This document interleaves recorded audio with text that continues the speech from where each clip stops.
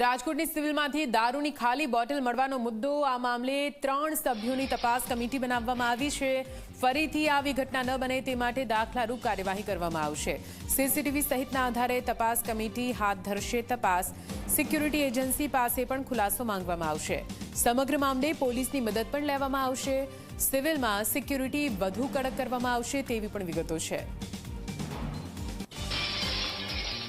આ બાબત ખૂબ જ ગંભીર ગણી શકાય અને આ બાબતે અમારા તબીબ અધિક્ષક શ્રી તરફથી સ્પેશિયલ કમિટી 3 જણાની નિમવામાં આવેલી છે અને જે 3 જણાની કમિટી છે તે દરેક બાબતને તપાસ ઝીણવટભર્યો કરશે અને ત્યારબાદ જ અમને રિપોર્ટ આપશે।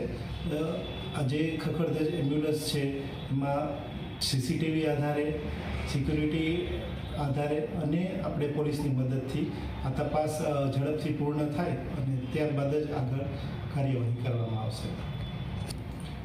સૌથી પહેલાં તો સિક્યુરિટી અમે જેટલી શક્ય બને બરાબર છે તેટલી સિક્યુરિટી અમે ટાઈટ કરવાની કોશિશ કરશું જેથી કરીને આવો બનાવ ન બને અને સાથે સાથે અમે પોલીસની પણ મદદ લેશું જેથી કરીને આ પ્રકારના તત્વો ફરીથી અહીંયા ન આવે।